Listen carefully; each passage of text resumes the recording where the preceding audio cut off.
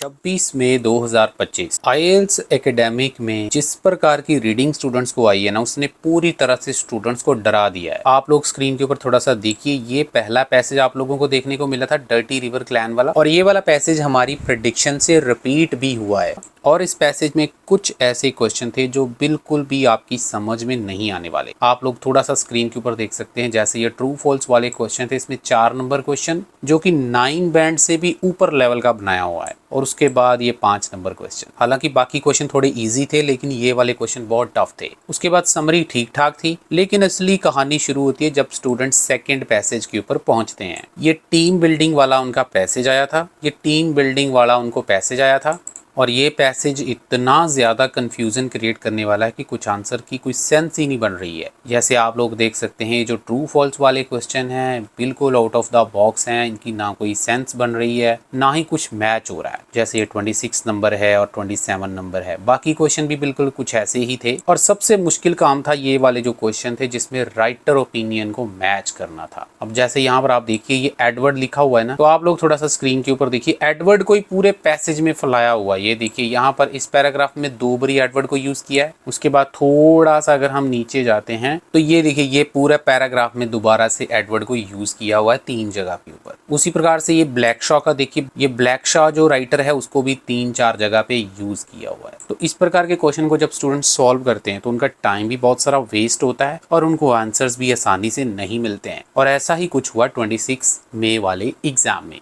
तो मैं नहीं चाहता हूं स्टूडेंट्स के आने वाले कुछ एग्जाम्स में आपके साथ कुछ ऐसा हो। तो आप लोग ध्यान से शुरू से लेकर एंड तक इस वीडियो को देख लीजिएगा ताकि आपकी ये कंफ्यूजन थोड़ी सी दूर हो जाए। तो आइए हम सबसे पहले ये जो बैंड 9 वाले क्वेश्चन है इसको थोड़ा सॉल्व करने की कोशिश करते हैं। लेकिन उससे पहले मैं थोड़ा सा ईजी वाला क्वेश्चन आपको एक सॉल्व करके दिखा देता हूँ। जैसे ये सेकंड क्वेश्चन है, इसमें क्या लिखा है, the flood peaks at almost 1500 cubic metres every 8 years। अगर आपने मेरी टिप्स एंड ट्रिक्स वाली वीडियो देखी होगी ना, तो स्टूडेंट्स मैंने उसमें आपको बताया था कि जिसमें नंबर्स की ज्यादातर बात की हो ना, मतलब ये सारे का सारा आंसर एग्जैक्ट इसी फिगर के ऊपर है कि क्या इस लेवल तक वो फ्लड पीक करता है, इससे ज्यादा करता है या कम करता है। तो बस इसके ऊपर आंसर है। तो ये देखिए, बहुत ही क्लियर आंसर यहाँ पे लिखा हुआ है 1500 क्यूबिक मीटर। ये इसने लिखा है एवरेज। तो इसका जो पीक लेवल है वो कहाँ पे जाता है, ये लिखा हुआ है रोज टू ऑलमोस्ट इतने क्यूबिक मीटर। तो क्वेश्चन में पीक लेवल 1500 था, तो ये आंसर फॉल्स हो जाएगा। देखो कितना पीस ऑफ केक आंसर दिया हुआ है, इजी। अब हम बैंड 9 वाले को थोड़ा रीड करते हैं। The decreasing number of chubs is always caused by introducing a trout since the mid of 20th century. Question का मीनिंग ये है कि जो चब्स हैं उनको हमेशा जब भी ट्रॉट को इंट्रोड्यूस किया जाता था तो उससे उनको नुकसान पहुंचता था। तो इसमें भी सबसे ज्यादा इंपॉर्टेंट वर्ड है ये ऑलवेज। अगर आपने मेरी टिप्स एंड ट्रिक्स वाली वीडियो देखी होगी तो उसमें भी मैंने आपको बताया हुआ था कि इसका आंसर क्या हो सकता है बिना पढ़े, लेकिन फिर भी ये आंसर बहुत कंफ्यूजिंग है। तो ये रहा यहाँ पे 20th सेंचुरी, इसको हम हाईलाइट कर देते हैं। तो ये देखिए क्या लिखा है, at first sight it looked as if the reason was that the chubs were being eaten by trout introduced for sport fishing in the mid 20th century। कहता पहली बारी में तो ऐसा ही लग रहा था, जो चब्स थे उनको ट्राउट खा जाते थे, बट यहाँ पे उसने बात को चेंज कर दिया। Trout and chubs coexisted until the Glen Canyon Dam was built। तो मतलब ये है कि ये दोनों एग्जिस्ट करते थे, मतलब जब ट्राउट को इंट्रोड्यूस कर भी देते थे तो भी चब्स जो थे वो एग्जिस्ट करते थे। ये दोनों एक प्रकार की मछलियां ही होती हैं। तो ये दोनों मछलियां एक टाइम के ऊपर एग्जिस्ट करती थी। कब तक करती थी, जब तक ये वाला डैम उन्होंने नहीं बनाया था। तो लेकिन ये मेरा क्वेश्चन कह रहा था कि हमेशा जैसे ही ट्रॉट को इंट्रोड्यूस कर देते थे तो ये नुकसान उनको होता था, इसलिए ये वाला आंसर जो है वो फॉल्स हो जाएगा।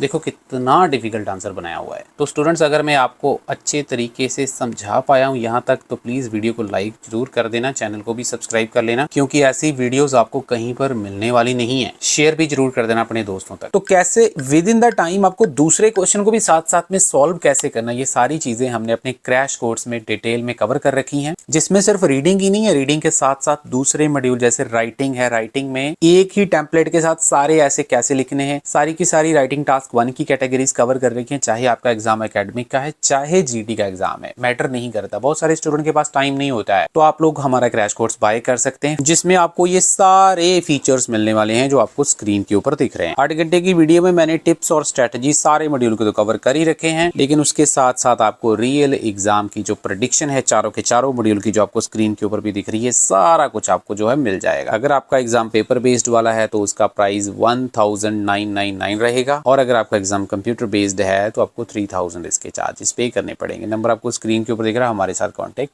कर सकते हैं, जिसके रिजल्ट भी आप लोग स्क्रीन के ऊपर देख सकते हैं। बहुत ज्यादा अमेजिंग रिजल्ट्स हमारे आ रहे हैं। इसके साथ ही आपको चारों के चारों मॉड्यूल के प्रेडिक्शन पीडीएफ भी आपको फ्री ऑफ कॉस्ट मिल जाते हैं, जिससे एग्जाम बहुत बड़ी रिपीट होता है। आप लोग चेक कर सकते हैं स्क्रीन के ऊपर। नेक्स्ट क्वेश्चन को रीड करिए। It seemed that artificial flood had achieved success partly at the very beginning. Starting में उनको सक्सेस मिली थी या नहीं मिली थी आर्टिफिशियल फ्लड्स को? तो ये रहा हमारा 1996। The flood was allowed to go on too long to start with all seemed well।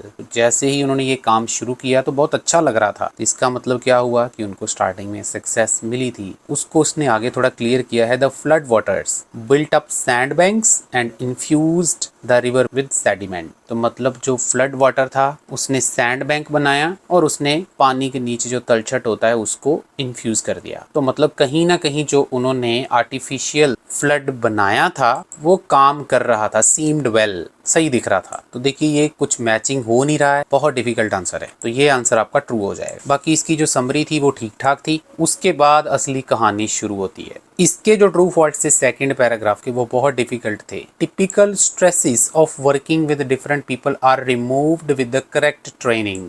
तो मतलब जो अलग अलग लोगों के साथ काम करने का स्ट्रेस था वो रिमूव हो जाता था ट्रेनिंग से। क्या वो ट्रेनिंग से रिमूव होता था या किसी और चीज से रिमूव होता था? दैट इज द एक्चुअल की। तो स्टूडेंट्स ये वाले जो क्वेश्चन थे ना, इसमें चलो क्वेश्चन तो डिफिकल्ट है ही है, लेकिन उससे भी ज्यादा डिफिकल्ट चीज ये है कि इसकी लोकेशन ही नहीं मिल रही थी। ये जो नाम इसने लिखा है विज़र्ड्स, इसको भी उसने बहुत बड़ी यूज किया हुआ, तो स्टूडेंट इसमें भी उनका टाइम काफी सारा स्टूडेंट का वेस्ट हो गया। खैर हम इसको थोड़ा सॉल्व करने की कोशिश करते हैं। तो इसको थोड़ा स्कैन करते करते जैसे ही हम थोड़ा सा नीचे आएंगे, Durham of corporate trouble shooter beliefs it is inevitable. Inevitable का मतलब होता है किसी चीज को हम रोक नहीं सकते। क्या इनएविटेबल था? To some extent conflict will exist in successful workplaces since the necessary diversity of skills and personalities required for success will also unavoidably lead to misunderstanding and disharmony from time to time। ये सारा text जो मैंने अभी underline किया है, पढ़ा है, इसका मीनिंग क्या बनता है? अलग अलग जो स्किल्स होती हैं और अलग अलग जो पर्सनैलिटीज मतलब जो लोग होते हैं, उसमें जो कन्फ्लिक्ट मतलब जो लड़ाई झगड़ा होता है वो रहता ही रहता है। लेकिन आगे उसने लिखा है a cohesive unit that minimizes fraction. तो कोहेसिव यूनिट जो है कुछ हद तक इसको खत्म कर सकता है, ये ऐसा उनका मानना है। तो ये देखिए पूरी तरह से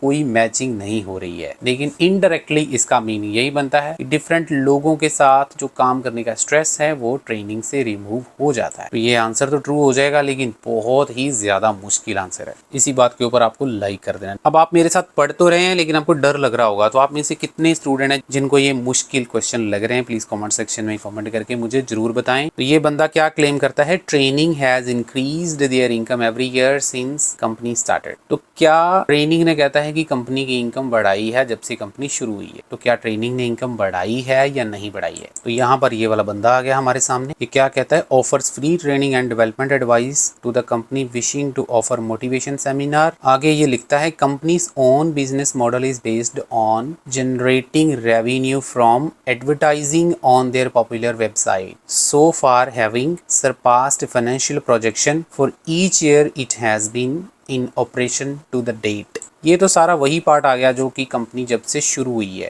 लेकिन क्या ट्रेनिंग ने उनकी इनकम बढ़ाई है? तो यहाँ पर बहुत क्लियर है कि रेवेन्यू उनको एडवर्टीजमेंट से होता था, ना कि ट्रेनिंग से। तो एडवर्टीजमेंट उनका सोर्स था इनकम का, लेकिन मेरा क्वेश्चन कह रहा है कि ट्रेनिंग की वजह से उनकी इनकम जो है वो बढ़ी है। तो ये आंसर हो जाएगा फॉल्स, लेकिन आम स्टूडेंट को इसका कोई अता पता नहीं लगेगा। उसके बाद स्टूडेंट ये वाले जो क्वेश्चन है राइटर ओपिनियन वाले, ये मैंने आपको पहले भी अपनी वीडियो में भी बोला हुआ है कि ये आसान नहीं होते हैं, इसके लिए प्रॉपर स्ट्रेटजी होती है। उसको मैंने किसी अलग वीडियो में कवर किया हुआ है कि आप लोगों का टाइम भी वेस्ट ना हो, जल्दी आंसर मिल जाए। तो मैंने लिंक जो है उसका डिस्क्रिप्शन डिस्क्रिप्शन में भी दे दिया है, कमेंट सेक्शन में भी दे दिया है, आप उस वीडियो को एक बार जरूर देख लेना। बाकी अगर मेरा वीडियो अच्छा लगा यहाँ तक तो स्टूडेंट्स इसको लाइक किए बिना आपने जाना नहीं है और शेयर भी जरूर कर देना। किसी भी स्टूडेंट को ऑनलाइन क्लासेस चाहिए, क्रैश कोर्स चाहिए जिसमें हमने ये सारी स्किल्स जो हैं वो इंसर्ट की हुई हैं, तो एग्जाम देने से पहले अगर आप हमारा क्रैश कोर्स ले लेते हैं तो ये सारी प्रॉब्लम आपकी सॉल्व होने वाली है। अगर आपको चाहिए तो आपको नंबर स्क्रीन के ऊपर दिख रहा है, आप हमारे साथ कॉन्टेक्ट कीजिए। Thank you very much.